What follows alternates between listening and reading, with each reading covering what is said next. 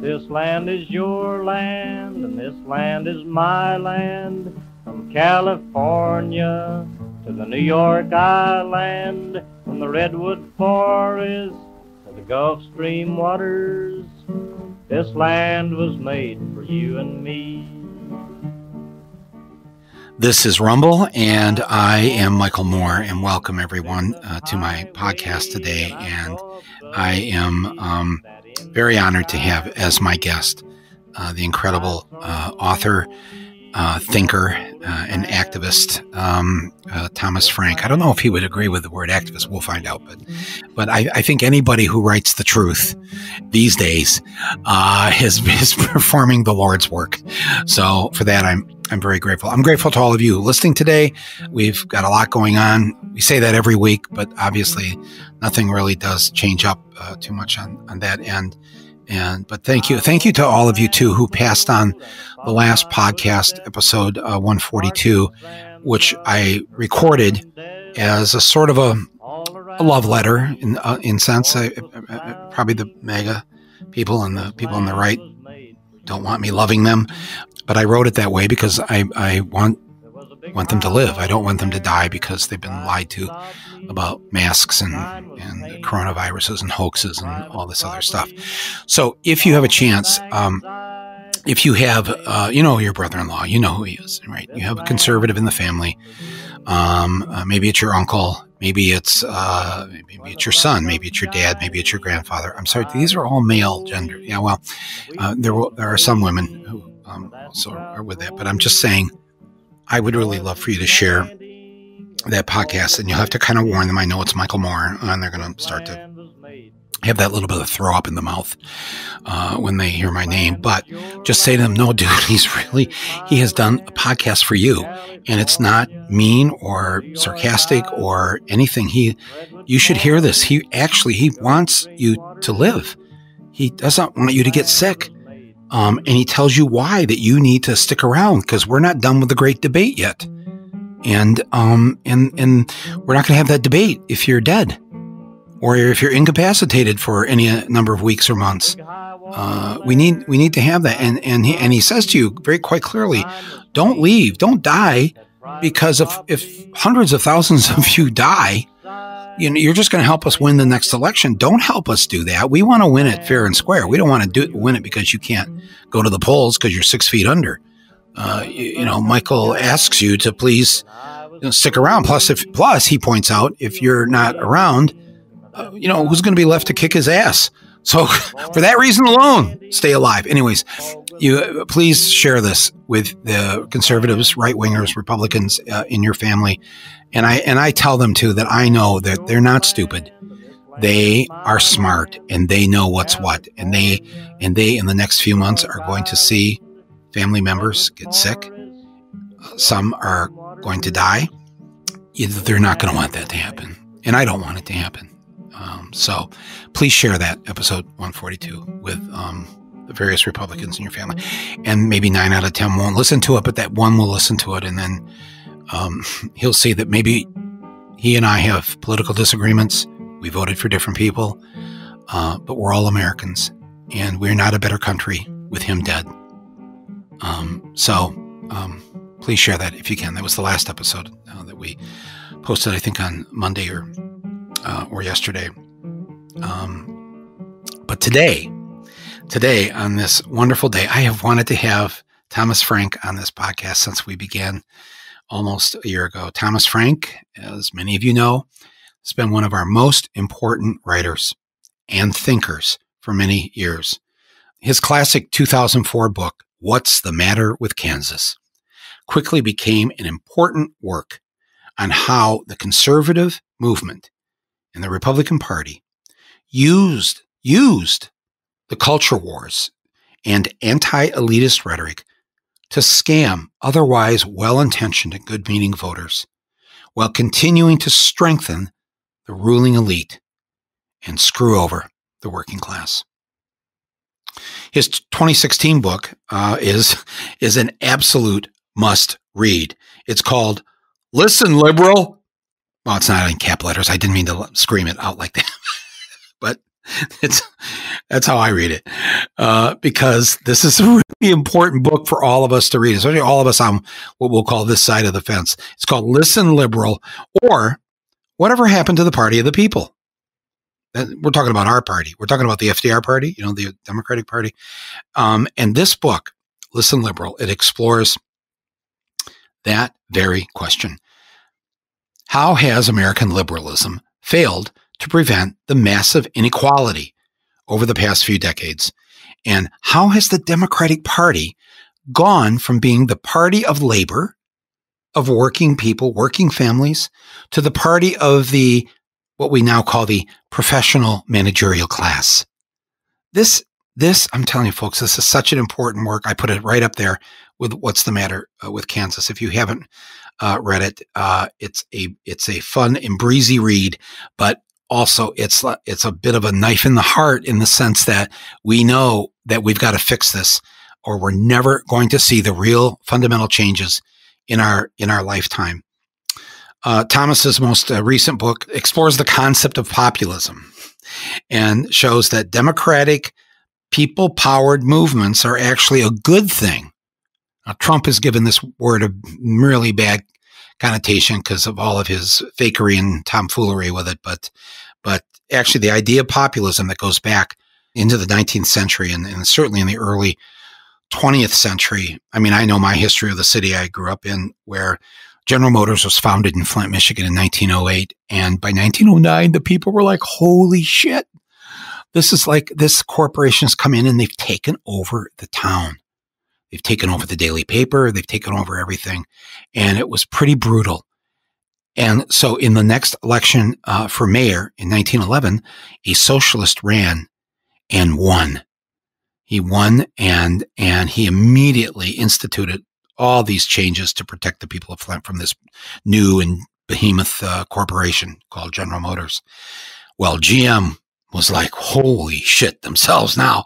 How are we ever, we're just starting here, and now we've got a socialist running Flint, Michigan. What are we going to do? And they said, we got to do. They turned to one of the founders of General Motors, said, you got to run for mayor of Flint. And he goes, I'm the fucking founder of General Motors, here with Billy Durant and these other two. Why I got to be the mayor of Flint? Yes, because if the socialists are going to rule the day here, we're going to have a lot of trouble. So they ran Charles Stewart Mott, who I think was officially the vice president of General Motors at the time, for mayor. In the next election, they got the local paper, the Flint Journal, to start running all these scandalous stories and all the socialist mayor having, drinking alcohol and having sex with women and, everything they could do they just ran story after story, and they got Charles Stewart Mott elected. And that was the end of the people having much say in Flint, Michigan for a very, very long time. So the idea of populism was and still is a great idea. And this book, oh, by the way, I didn't mention the name of the book. It's called The People Know. So you heard the comma in there, right? The people, comma, know. And it traces this history of the positive populist movements in America and the attacks on populism today, thanks in large part to DJT. Anyways. Oh, can I also point out that Thomas Frank founded one of my favorite magazines. It's called The Baffler. And if you have a chance to pick this up, I think it was, he'll tell us, I think they started it in Chicago, and then it's moved to New York, but it's got wonderful writers and there's satire, and there's stories about things you're never going to read anyplace else. And the commentary is both hilarious and horrifying.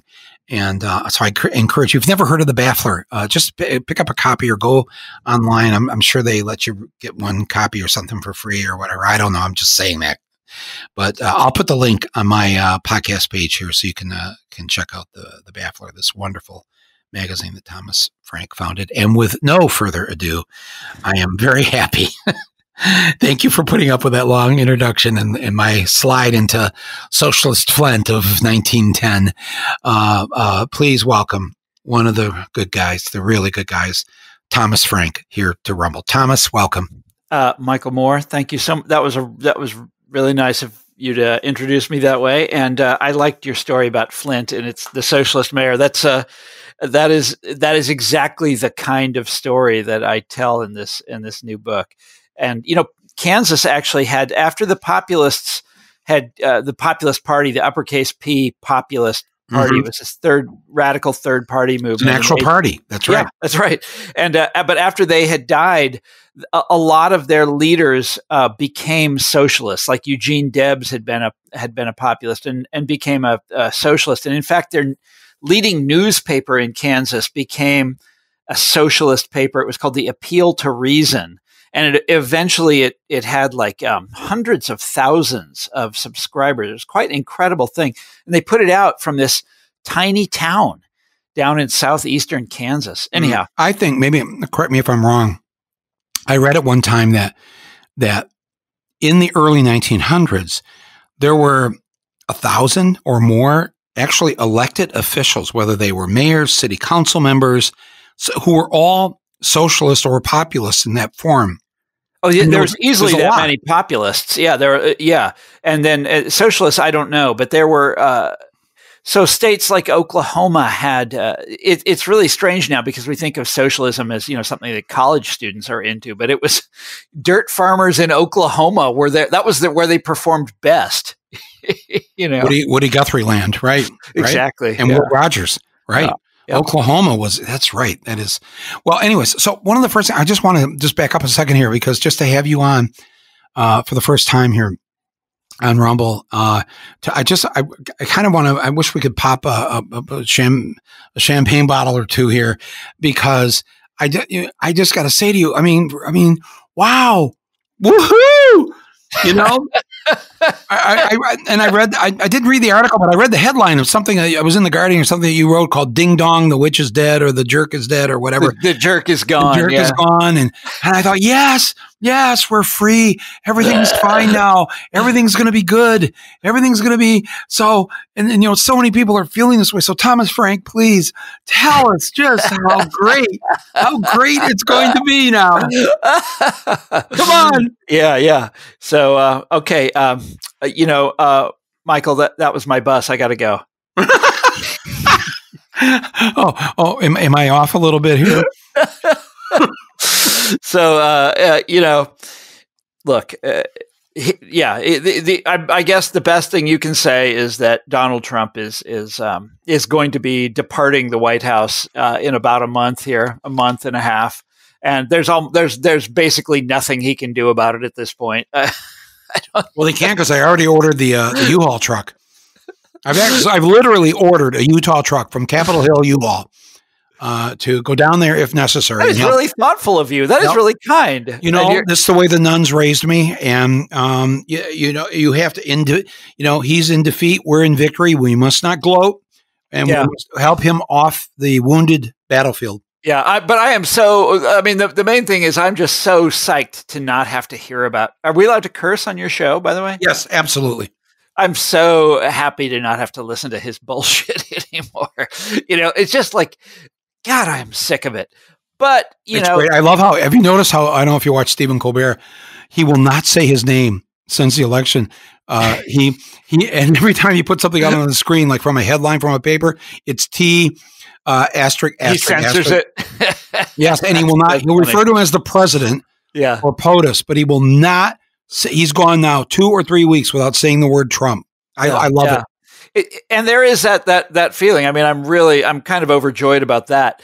But A, I'm not like super enthused about the Biden administration, and B, you and I both know that Trump will be back in 4 years. And if not him personally, I mean, he's getting up there in years. If not him personally, then a Trumpling, a lesser Trump, one of his kids or one of his followers, somebody else will be back. It happened with the Bushes. There was HW who seemed to, have some smarts, didn't agree with them, and then there was W. It can happen. The lesser. It is funny how you get nostalgic for those guys. Yeah. No, I'm not nostalgic at all. Not if you know anybody who died in the Iraq War. I remember George Bush Sr., who now seems like, a fairly decent guy. I hated him so much at the time. He was awful. I was so angry at him at the time. Yeah. But that's when your movie came out. So, that's when Roger and Me came out. When he was president. He was president, and he actually called me a name after it came out, and it was live. They were live on CNN, so they couldn't believe it. But he called me an asshole, and it was didn't sound like him. Yeah, I thought, wow. He used to have to work hard to sound like a tough guy. Do you remember that? Yeah, that's the way he was trying to fake being a tough guy. That Michael Moore, he's like, I'm not even going to give him the credit of trying to. I was looking at some of his speeches the other day because he comes up in my story about populism. People referred to him as a populist. His campaign manager was this guy called Lee Atwater. Do you remember this character? Oh my God! And Atwater. Tell the story. Well, anyhow, Atwater was one of these guys that was always going around, flaunting his knowledge of populism. But what he meant by it was, well, basically the same thing that Trump is. Well, actually, Atwater there was a certain forthrightness about him that he would admit things that other Republicans wouldn't. And if you read the sort of campaign documents from that era, he'd say, so populists are, this was his definition, are people who are left on economic issues and conservative on like these sort of culture war issues. And so we can reach out to them with this, like these racial fears and all of this other bullshit that George Bush Sr. did, which nobody remembers anymore. He would eat pork rinds all the time. He would go around the country in the company of country singers. He toured flag factories. Do you remember this? They built up a whole like culture war, like a teapot in a tempest. They just made it up about this non-existent, this fear of flag burners, that like flag burners were everywhere in America. And if we didn't stop them, they were going to be, burning Old Glory all over the country. And and it was just completely manufactured. They just made it up. But anyhow, part of it was Bush going around and trying to talk like a tough guy.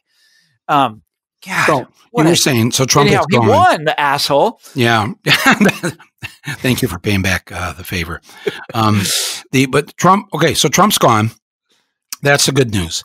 But the bad news, or maybe hopefully not so good news, or however it turns out to be here, is that, okay, we have elected a person who seems like at least in this iteration, his 21st century Joe Biden, a decent person.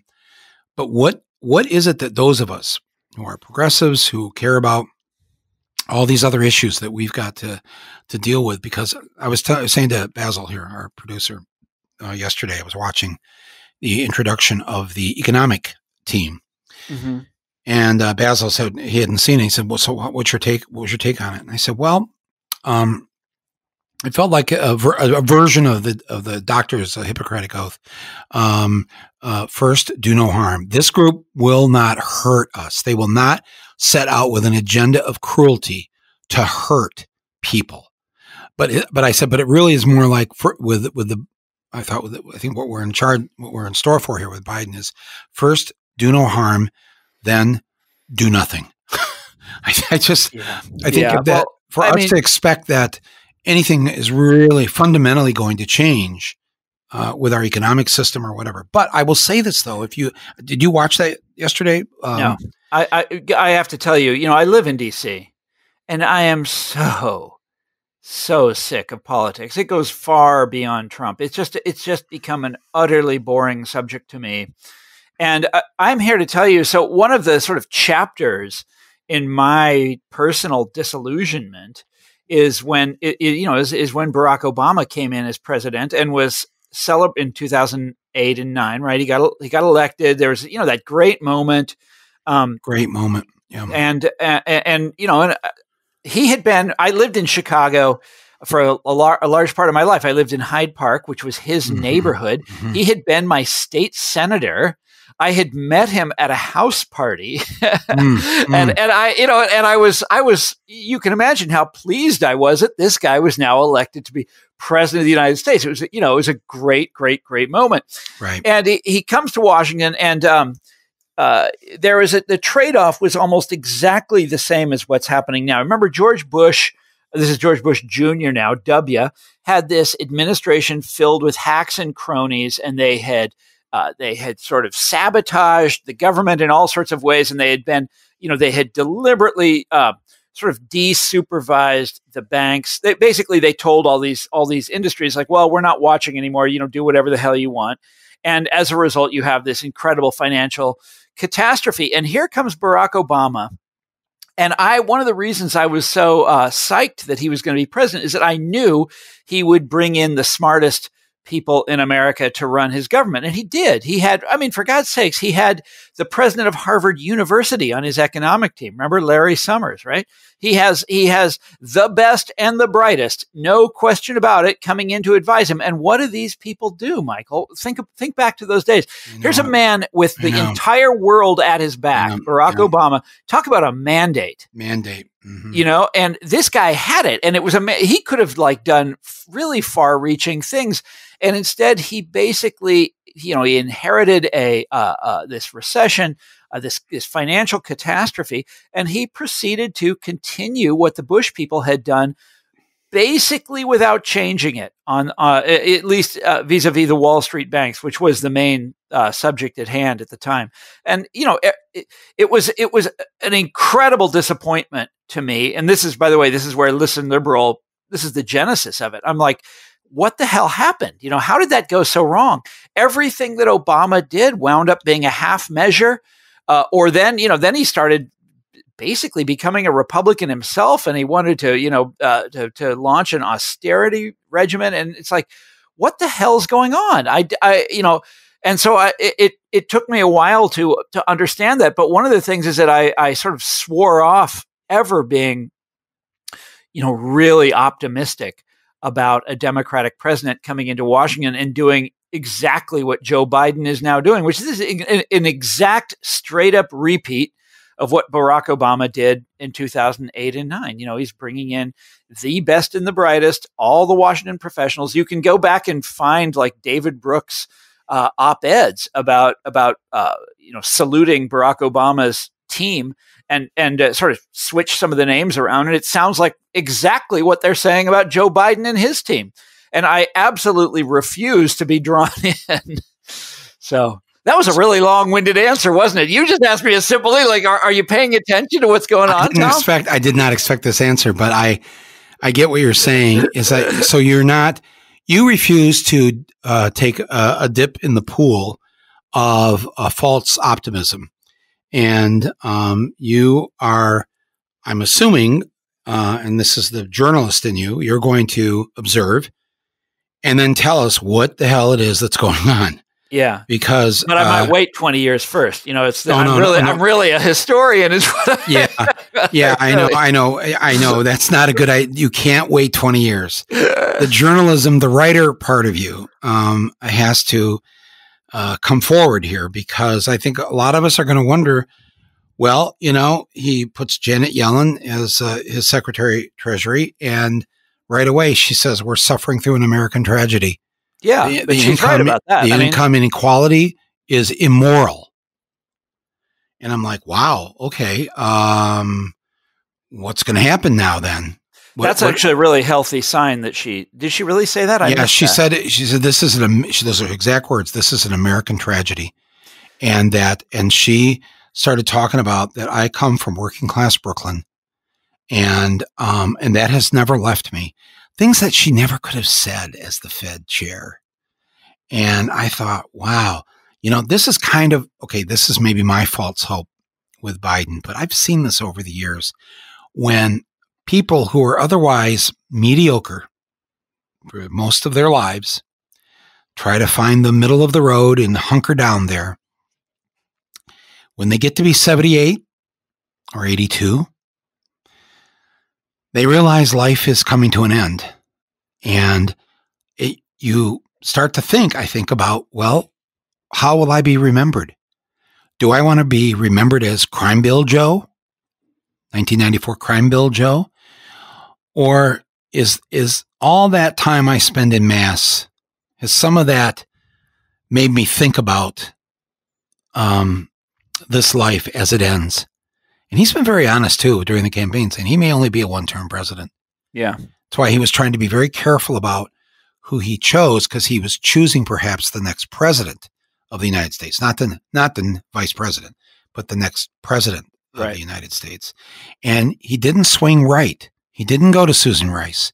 He didn't go to the former police chief of Orlando.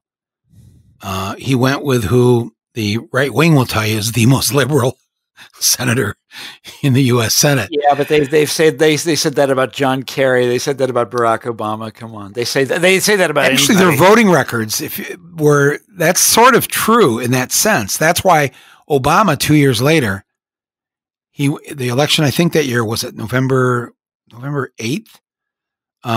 It couldn't be the first Tuesday because they can't do it if the first Tuesday is the first. According to the Constitution, it has to be the second Tuesday. Anyway, so that's what I remember is 31 days later, out rolls Larry Summers, as you mentioned, and Timothy Geithner. Not just in Summers' case of Harvard University, but also of Wall Street. Mm-hmm. And I think Geithner, did he work at Goldman Sachs? I can't remember. No, he didn't. But he had been the president of the New York Fed. That's it. So these were entrenched economic, yes, they may have had liberal tendencies, but they were super capitalists. And so that was, you're right. That was a huge disappointment in the first month before Obama's even, but then I went, and I found out, oh, geez, this number one private contributor was Goldman Sachs. Mm-hmm. So, okay, I guess this is what we get. And, and now with Biden, and listen, people listening to this right now, are like, Mike, Tom, please, let me have my little balloon. Don't burst the balloon yet. I like my balloon. But we're no help.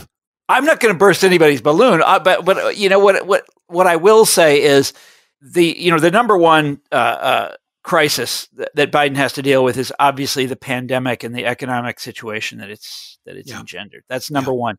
Number two is, and by the way, I would include in that, inequality. But number two is Trumpism.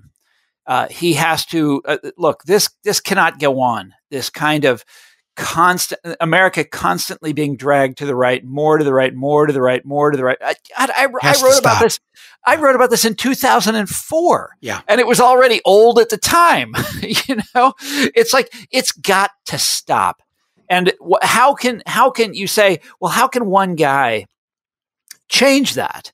And it's actually not that hard. We're going back to the Guardian article that I wrote, because the fact is that the Democratic Party has had an enormous role in making this gigantic shift to the right, in making this thing possible.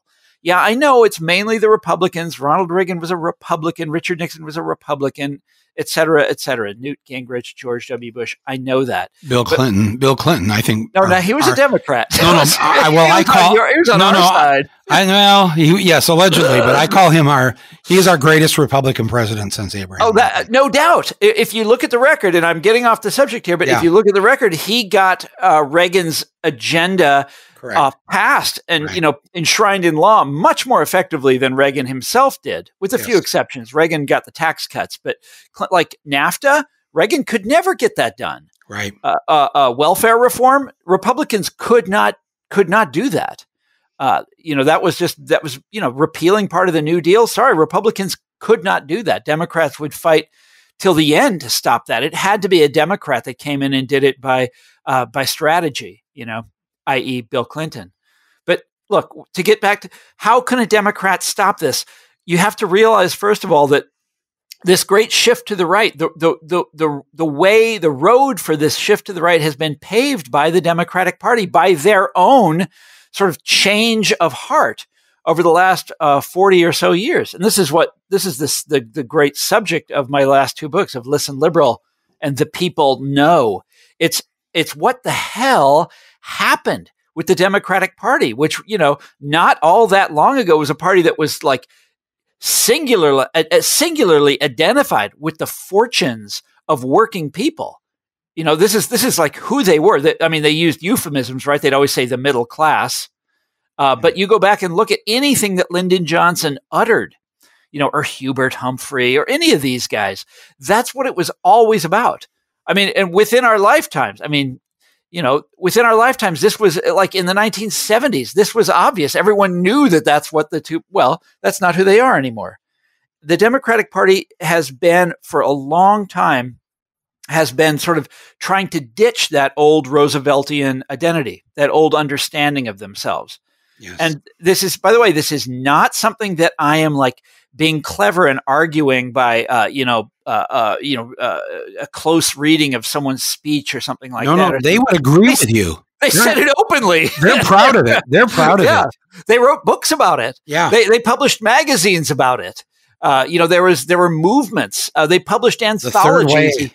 The Third Way. There was a group called the Neoliberals. They were all here in Washington, D.C. This is in the Democratic Leadership Council. Exactly. And the Democratic Leadership Council published all kinds of things, and you can go to the library and check them out and read them. And they talked constantly about how the Democratic Party had to get away from the New Deal, had to get away from being identified with unions and with the working class, and had to reach out instead to these new, more enlightened constituencies.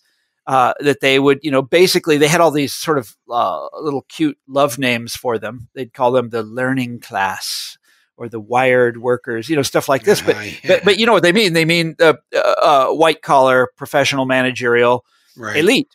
And they did it. And this transformation was successful, and it has now borne fruit. You look at the wealthy suburbs of this country, all over the map, and they are flipping to blue. There's almost none of them left that are Republican. I'll give you one example.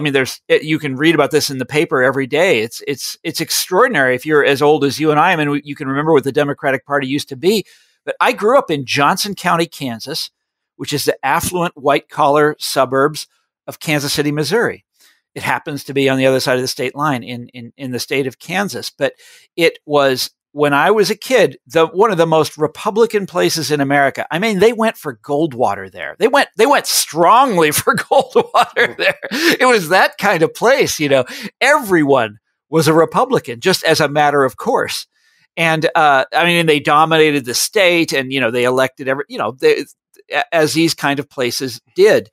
They hadn't voted. I looked it up. They hadn't voted for a Democrat since Woodrow Wilson. So you have to go back to 1916 was the last time they voted for a Democrat in the presidential election. And it was a rural area then, so it doesn't count. Well, they went for Biden. I couldn't believe it. I actually went out there to see it with my own eyes. But yeah, Biden flipped Johnson County, Kansas from, the most Republican place in America to it went blue. Orange County, California, the same thing. All over America, you see this happening. So this strategy, this long-term strategy the Democratic Party has for them they've won. They did it. And now they routinely outraise and outspend the Republicans. They raise more from Silicon Valley. Who are these fanatical libertarians just 20 years ago. They raise more from Wall Street. It's crazy. Wall Street. This was the land of Reagan, and they give overwhelmingly to the Democrats. You go right down the list of industries, and the Democrats have them all in their pocket. Yeah. It is what is happening. Okay. So you talk to a Democrat about this, and they'd be like, yeah, ring the church bells. We win. Look what we did. Look at what we did. But in fact, Michael Moore, and here's the point where everything turns sour and the balloons burst. Uh-oh. Yeah, say it. Don't be afraid. Say it. In a democracy like ours, where you reach out to this elite, very well-heeled group and you win them over at the expense of abandoning, working class people as working class people. Democrats still win a lot of working class votes, of course, but they don't, appeal to them as working class people. They appeal to them by other means. But when you make that shift, you're exchanging a really large group, for a much, much, much smaller group. Mm-hmm. And you're also facilitating this eternal shift to the right as the Republicans figure. The Republicans don't just sit there and take it as you steal their demographic. They reach out for other groups. They figure out ways to make the sale. They're dynamic, and in my lifetime, as the Democrats abandoned the white working class and abandoned, the sort of organizations of the working class, Republicans reached out to them and succeeded in winning them over. Right. There used to be a saying that the Democrats had in the Clinton era. They would talk about groups like this, and they'd say, well, they have nowhere else to go. We can do whatever the hell we want. We can reach out to Wall Street. We can, deregulate the banks. We can do all these things. And don't tell me we're going to lose working class votes. They have nowhere else to go. And this is the genius of the demented genius of the idiot Donald Trump, is that he gave them somewhere else to go. And we are going to pay for this and pay for this and pay for this. And this is the whole thing, that Biden knows this. In what I'm saying right now, Biden knows it's true. Biden was there when this stuff happened. Biden, I hate to say it, Biden is like, he signed off on a lot of this stuff. I mean, there was no better friend for these banks. Back in the day. Biden. That's right. Yeah. Mm-hmm. Biden knows this is true. And maybe what you were saying before, maybe he understands that. And he is realizing that, to have a party of the left, okay, we have a two-party system in this country, Michael. It's basically locked in by law. You can't get out of it. And the party of the left has decided it wants to give up on being a left party in the traditional sense. A party that cares about working class people, that cares about, the poor. Let's just say it. They don't want to be that party anymore. Well, what happens when you do that? All sorts of dreadful things. But Biden, it's totally within his power to reverse course on this stuff. And to win those voters back. And in fact, in some ways, I don't want to look, see, I run the risk of being optimistic about him, because in some ways he is the right guy to do it for exactly the reasons that you said before. I mean, this is how he was brought up. He knows these people. Mm-hmm. He's friends with all these union leaders. Mm-hmm. He likes to speak in union halls. He likes to tour factories. He's that kind of guy. Yeah. And so it's very possible that he will listen to reason, but, okay, that's as far as I'm going to go. That's as far into the optimism pool you're willing to dip that foot into. I'm not foolishly, there's not rose-colored glasses on my head right now here. I'm just saying, this is how I said this too when I had Cornel West on the show. He's one of my heroes. Yes. And I said, what are we going to do here? What are we going to do? He said, here's what I'm going to do. I'm going to vote for Joe Biden, but I will not lie for Joe Biden.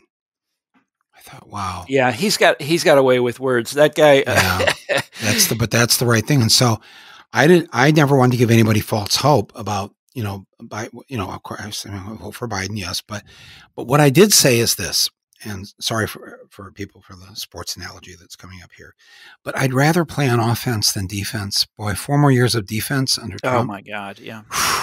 But if I get to play on the team that's got the ball, and I'm not quite on the team, they really don't want me on the team. Yeah, you and me both, my friend. They'd rather we just warm the bench. Bring me some Gatorade, boy. That would be our job on that team. But I'd rather somebody have the ball that I can. Look, if I'm the only open person that can catch the ball, there's a chance he might just throw it to me because they want to get over the goal line.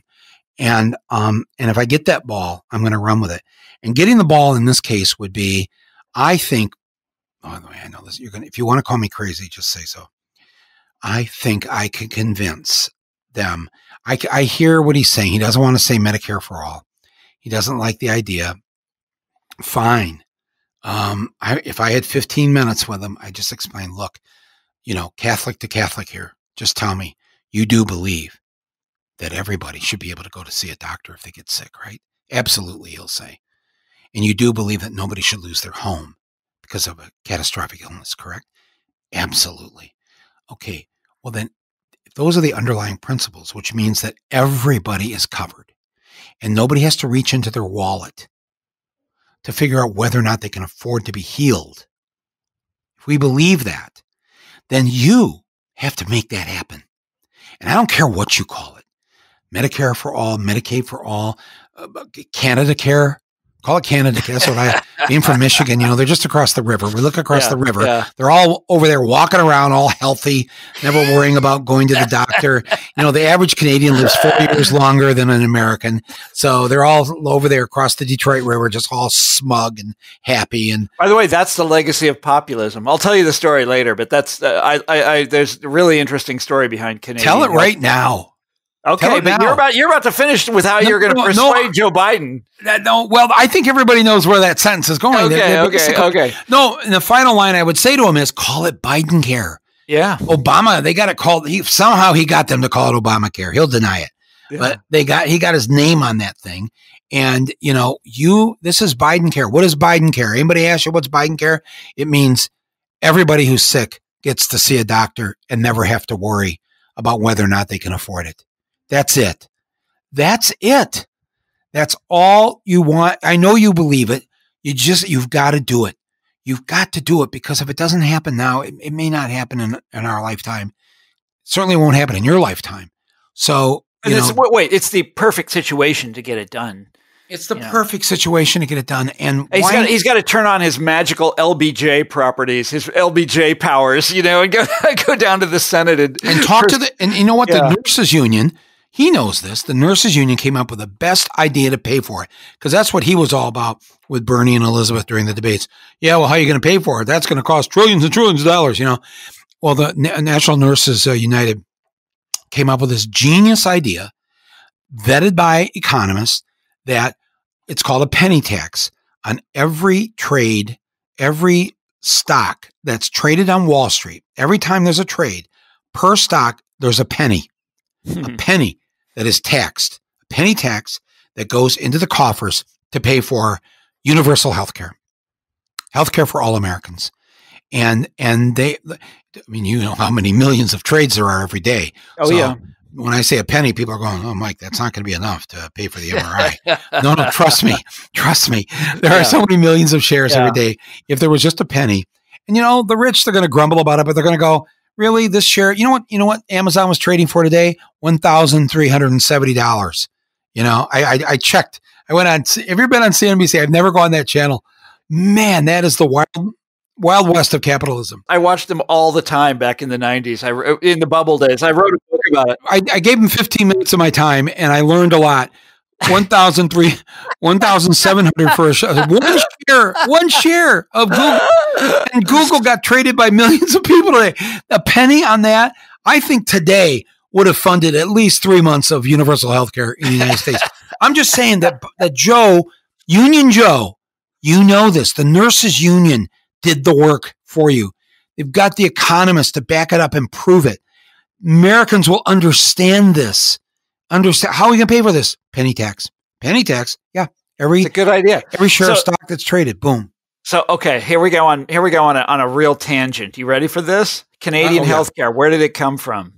So, my new book is about, it starts with the populist movement, the actual uppercase P populist party, which was started in, of all places, that's right, Kansas. The word was coined on, I was able to find where the word itself was made up. It was on a train between Kansas City and Topeka one day in 1891. Anyhow, populism was this kind of radical farmer labor movement, and it didn't last long. It had a heyday of about 7 or 8 years, depending on how you count, and kind of disappeared in America. Although obviously the echoes of it reverberated, right on down to the present. I mean, the sort of populist legacy never left. But a lot of the weirdly enough, in the Canadian, the sort of plains provinces of Canada, I only learned this after I turned the book in, so I couldn't include it in the book. In the plains provinces of Canada, there were parties really similar to the American Populist Party, used the same rhetoric, had the same slogans, all this. And Saskatchewan, right? Yes, one of them was in Saskatchewan, and it was called the Cooperative Commonwealth Federation. And if you've ever studied populism, the Cooperative Commonwealth was their term for the utopia that is to come, right? The Cooperative Commonwealth. And so these Canadians were basically a direct offshoot of the American Populist Party. And one day they get into power. It's in the 1940s. Takes them a long time, but they finally do it. And what they are selling turns out to be incredibly popular. And in I think it's 60, they run on a campaign their platform is that we're going to bring universal health care to Saskatchewan. Is it 60 or 62? One or the other. Anyhow, they win and they proceed to do it. And they're faced with immediately, this is really interesting, a doctor's strike.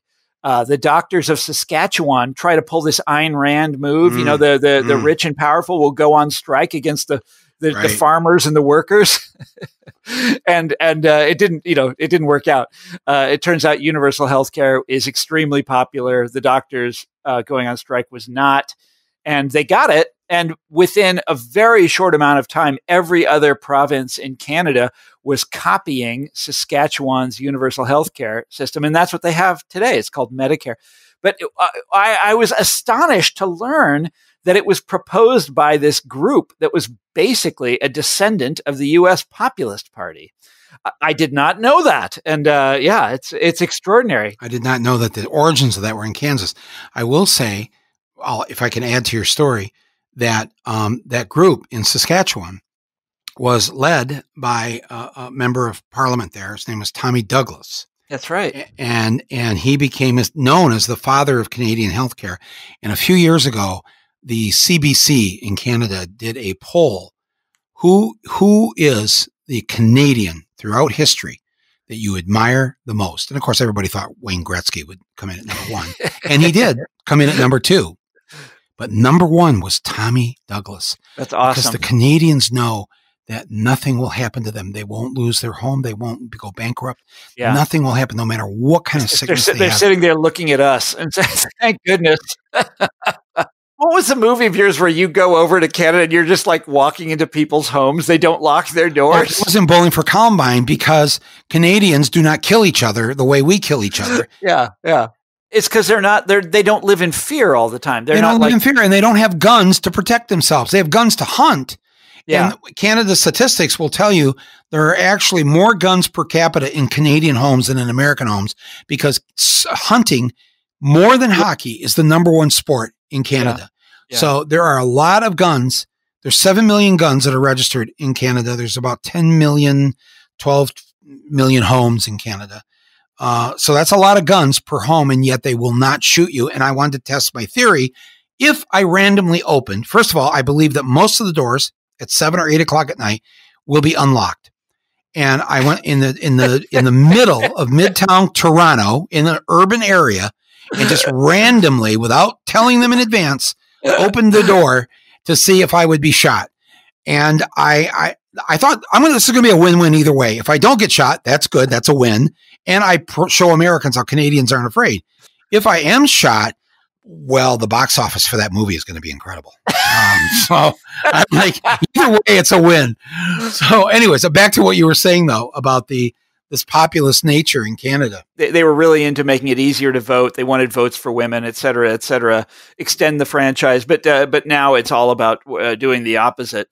And I was going to go on my crazy tangent about people who hate populism, which is, this sort of fascinating aspect of American history that I didn't really know a lot about when I started writing the book. People who hate mass movements of working class people, meaning the populists, meaning organized labor in the 1930s, meaning Franklin Roosevelt. And nowadays, meaning, I'm really sorry to say this, but there are a lot of liberals out there who really don't like the kind of people that you grew up among. Oh no, they hate them.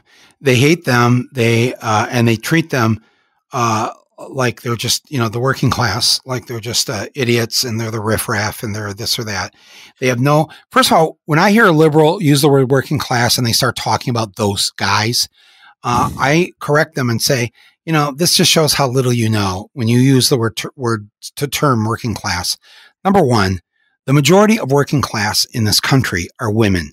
Women are the lowest paid, and they make up the bulk of the working class. Number two, people of color are the lowest paid. So when you say working class, instead of trying to conjure up that image of Lunch Bucket Joe, which is still a very big part of the working class. You need to think of a 30-year-old black woman who isn't getting paid very much, who's struggling as a single mom to raise her kids. That's our working class too. Yeah. And you want to avoid that. You don't want to go there, but I'm going to make you go there. And Thomas, I got to say, since the election, this attack on progressives, on union people, on all this, what is this about? And especially with people like Neera Tanden, who now, I don't know what to say about this because now they're attacking her for being too liberal, but she's one of the loudest voices trying to silence people like you and me and other progressives. But what do we do about the Democratic Party? They think that now that they've got Biden in there, they're going to run the show, and that our voices, because aren't we the majority of this country? Don't the majority of Americans believe in a living wage? Yeah, of course. Every poll shows that, right? Oh, there's a whole bunch of things like that.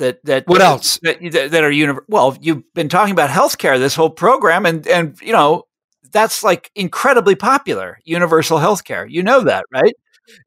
Gun control is popular.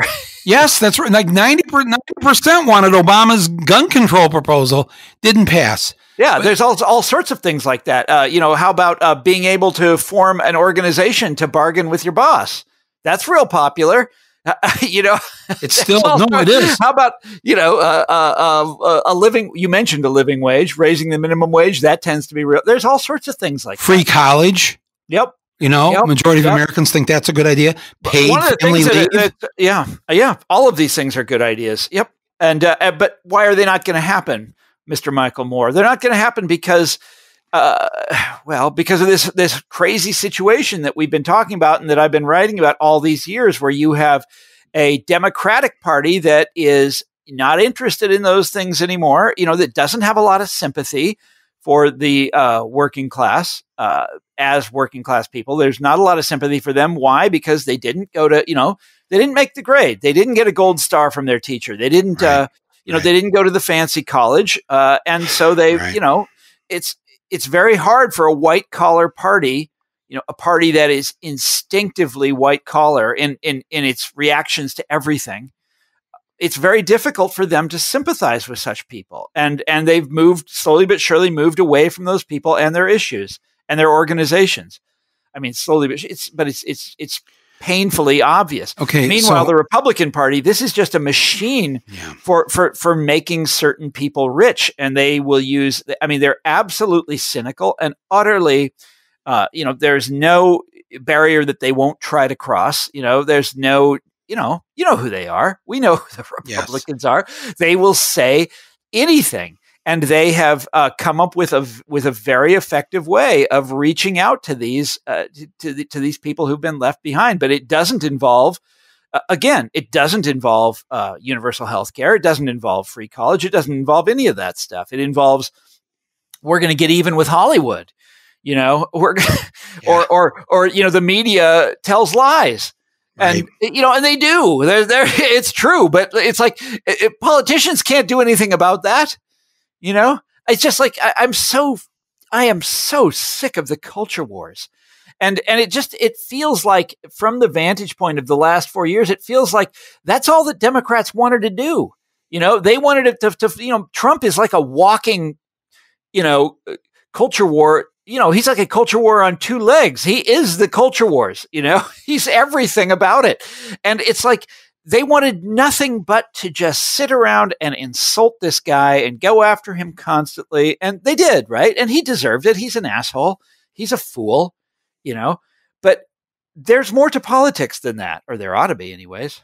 So what are we going to do? Seriously. I mean, what is the plan here? Because when you like the culture wars, the way I just want to end that is just by just saying to people on the right, look, let's stop this right now. We got so many serious issues. We got to get rid of COVID-19. We've got to get people back to work. We got to open the schools so the parents aren't climbing the walls and the kids can learn something. All those reasons. As far as the culture wars, can we just agree that if you don't believe in abortion, don't have one? If you don't believe in gay marriage, don't get gay married. You'll hate it, by the way. And number three, you want your gun? Fine. Register it. Prove that you had some training, that you know how to use it, and then keep it locked up so the kids can't get it. End of the culture wars right there. Yeah. But what, Thomas, in our remaining minutes here, what is your thought here about what we're going to do, because this is the moment, this is the window right now in between election, inauguration. Oh, come on now, stop it. Because you're asking me to be like all optimistic about Biden. And No, I told you I'm not going to do opposite. that. No. I think we need that. Go back to the sports metaphor. We need our team going out there and grabbing the field. Yeah. We need to. Can I just tell you, Michael, what I think? And you'll probably agree with me, but you might not. So I have spent when did I write Kansas? That was 16 years ago. I've spent all that time doing what political authors do, which is you present this kind of reasoned argument with evidence, and it's meant to persuade people to change the way they behave, to change how they think about politics. And why do we do things like this? First of all, because it's fun and it's interesting, and it's a great way to sort of practice intellectualism, but also because things like this books have worked in the past. Making arguments has succeeded at points in the past. But I'm here to tell you that I have completely lost, my confidence that this is a reasonable way to go about it. And the idea of persuading, like that story in The Guardian that we were talking about that I wrote a few weeks ago, the idea of persuading Joe Biden that he should do something differently, that he should think about something differently. It's not going to happen. At least it's not going to happen via my pen, by my typewriter. What do we? There's a few 100,000 people listening to this right now. Okay, so here's what I've learned from writing a book about populism. Populism was a mass movement. Okay, we don't think very highly of mass movements anymore. Part of being a liberal in America is thinking, mass movements are for the birds. What gets the results what gets the goods is having a whole lot of smart guys in DC sitting around a big table and coming to a consensus with one another. That's what we think as liberals. And I'm here to tell you that after writing this book and studying populist movements in American history, it just ain't so. The way you change anything in this country, the way you make big changes, is mass movements of working class people, of ordinary Americans. Populism was such a movement of farmers predominantly. The labor movement in the 1930s, which just utterly revolutionized this country and made the middle class society that you and I grew up in, and which has now been torn to shreds. The civil rights movement in the 1960s, which when Martin Luther King got murdered, was in the process of sort of transitioning into a movement that was focused on economics and on working class issues. King talked about it all the time. This is where he was going. And those were powerful movements. Some of them got more results than others, but they all achieved enormous things, heroic things. That's how it's done. That's how it's done, through mass movements. Now, I've said that, but how in the world do you build one? Well, unfortunately, I've spent my life as an author. Now, I got to go out and learn a new skill. But that's the next thing. That's what has to happen. By the way, I am an admirer of Bernie Sanders. And one of the things that always intrigued me about Sanders, and this is no other Democratic politician did, Sanders always talked about his followers as a movement and the importance of trying to build a movement. Now, it was a movement that was focused on him, which is not optimal. It shouldn't just have this one leader, but he had the right idea there. And I'm very hopeful that something can come out of all this. Well, but that's the way to go, in my opinion. That's where your hope is. Well, let me tell you something. Beginning on May 25th and all through the summer and fall until we got close to the election, there was the largest mass movement in the history of this country in the streets of the United States of America. Millions took to the streets. And I believe, the research hasn't been done on this, but I can show you one little graph where the Democratic Party was trying to register voters in the first quarter of 2020. And it petered down and it flattened out by March or April. They just weren't having much luck registering any new voters. Beginning on May 26th, there's like a spike that goes up. Yeah. In the last week of May, early June, boom, boom, Democratic Party registration up. Young people, people of color, women, just shot up.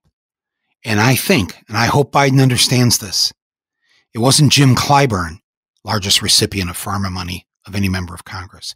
It wasn't Jim Clyburn. It was the African American, the working class, the working people, the students in the streets, night after night after night after night, building this movement, reaching people who'd never been to a demonstration before in their lives. People who white people who'd never say the words Black Lives Matter. Yeah. Now everywhere. And that motored on right to election day. And I think white voters who were voting for Trump saw the writing on the wall and they were like, holy shit. And they got their side out. They got their 73 million people out, but it was never enough, and it'll never be enough than the 8 million plus. You're exactly right. And the only reason I didn't mention them in my sort of list of the great movements is because they, or at least so far, don't have a sort of explicitly economic side to them. Now, right. This is just the beginning. That could easily change. I agree with you. And so that will change. And if Biden, if they're coming in here to do the typical moderate centrist Democratic thing, people will not tolerate it. They will not stand for it. Yeah. I won't stand for it. I don't think you'll stand for it. Well, and our voices are going to be heard. We're going to do our work. And just I know we got to close this out here, but you, as I described you at the beginning as a journalist and an author, and I said the word activist, and I thought, oh, don't say that because, these historians, they don't, they want to be objective and just kind of, but you're a citizen in a democracy. So I never should even have to use the word activist. It would be redundant. You can't be anything but an activist you have to be active. If it's a democracy, if the citizens aren't active, there's no democracy. So you, me, people listening to this, what are we going to do to be active? What are we going to do to have that movement or movements being loud and active and not taking any BS this time? What are we going to do? I mean, we don't have to have the answer to that tonight, you and I, but the window's open. And I want to figure this out. I'm glad that you were able to steer this around and end on an optimistic note because look, I really optimism, not fake optimism. My eyes are wide open. So you think about it for a second. Black Lives Matter. The slogan itself is one of the most sort of populist kind of things you can imagine, and it's a movement that I wholly support. The whole Well, you don't. Actually, I've never spoken to you before, so I was about to say you know me, but you don't. Police brutality that we have never spoken. I know. But police brutality is always something that's just been, that's just absolutely abhorrent to me. I mean, one of the ironies, we probably don't want to get into it now. It's highly ironic that in the great year of Black Lives Matter, the Democratic Party chose to run Joe Biden as their candidate, the author of the crime bill of 1994. Yeah. I mean, that's so strange. What a bizarre thing to do. And yet it's somehow Trump wasn't able to make anything. Well, Trump is just too fucking stupid. Right. He couldn't make anything of it. Now you ended on a positive note. Here's the negative note. The next Trump isn't going to be as stupid as this one. Oh, that's correct. I mean, you just imagine that. So to the Democrats, they have this great mass movement out in the streets. It's not Democrats. It's its own movement. That's the great thing about movements. They aren't beholden to a political party. And they've got this movement out in the streets, and they nominate Joe Biden, who he wants to be elected, but he's got this thing in his past that he's sort of responsible for a lot of the very things that these people are protesting against. But you've got this idiot Republican that has no politician skills. And he can't do anything with that like fundamental, glaring red light flashing contradiction. And he can't figure out what to do with it. Right. And the next Trump will not be so dumb. Won't make the kind of mistakes that Trump has made. That's correct. And that's why we have to hit the ground running. Exactly. I've told people listening to this show, some of you need to be running for office. Don't leave it up to somebody. Don't think you don't have what it takes to lead, to represent the people in your neighborhood, in your city, whatever. that we have to quit waiting around for these knights on white horses, no pun intended, with a white horse. But I mean, we've got to get busy, all of us. And that's where my head's at.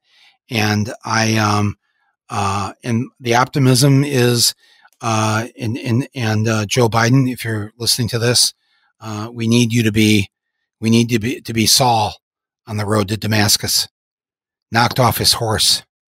And when he came to, realized that by being an enforcer for the empire was not really the right thing to do. And he changed his name to Paul, and he decided to live a more decent life and do things that nobody would have ever expected him to do before being knocked off that horse on the road to Damascus. And Joe Biden, that can be you. That can be you. And they will talk about you 100 years from now. But that's up to you. We're not going to wait for you to have fall off the horse. You've already fell over from the dog. So, as Colbert said the other night, it's the dog that's supposed to go and run and fetch the stick, not you. And now you've got a boot on your foot. So I'm going to leave it at that. Good image, though. We can't wait, though. Do not wait for the Democratic Party to get its shit together. Not going to happen. Do not wait for Joe Biden. He'll either come with us or he won't. But he serves us, we the people. First three American words, we the people. We're the boss. We call the shots, and we better start acting like it, because believe you me, from Wall Street to the quarters of DC, they think they call the shots, and they're going to live their life thinking that they're the ones in power. We have to have the power. We have to do it. Thomas Frank, thank you so much for helping me sort these thoughts out. And thank you for challenging me. I think this has been a very good discussion. Let me know when you've figured out how an historian becomes one of the leaders. Oh, come on now. Of this movement. No, I'm telling you, your brain's too big, and you've got us all thinking years and years ago about what we needed to do. And this new book, The People Know, by the way, if I had been an editor at the publisher, it would have been The People? ? No, because that's the way we're treated. No. Yeah, no, exactly. But it's a reference. Their biggest fear is. But I'm being like all literary. It's a Carl Sandburg reference. He, in the 30s, right? The great poet of the common man. He wrote a book called The People. Yes. Yeah. See, I don't know any stuff like that because I didn't go to college. I have a high school education. But now that I know that, now I'm going to go read that. You'd like it. No, this is why I wish I did. I wish I had gone to college, because I missed reading the great books. And the stuff you hear me spewing out, this is just coming out of my head. But I have got to go read something. That's beautiful. Okay, Carl Sandburg, who I believe read a poem. He wrote a great poem called Chicago. I refer to that in there also. It's one of my very favorites. Yeah. It's a very populist poem. He was a great guy. Yeah, great poet and socialist also. And John F. Kennedy at his inauguration asked him to read a poem from the stage there on the steps of the Capitol. It was a beautiful moment. Thank you for telling me about that. Thank you, Thomas Frank. We've got to go, but I thank everybody who's listening to this. I thank our executive producer, Basil Hamden, our editor, Nick Quaz, and all the others who've helped me put this podcast on here. We're coming up on a year. December 17th is our big 1-year anniversary. So let's do the work we have to do. Please share my love letter to the MAGA nation from the last podcast, in the hopes of getting a few of them just to put a mask on so we can get rid of this virus. And please pick up Thomas Frank's books. The People Know, his classic, What's the Matter with Kansas? And listen, liberal. It's meant a lot to me that you've been on this podcast today. So thank you very much, Thomas. Michael, the pleasure is all mine. All right, everybody. We will see you next time here on Rumble with Michael Moore. In the squares of the city, In the shadow of the steeple, near the relief office, I see my people. And some are grumbling, and all are wondering if this land's still made for you and me. Tell 'em!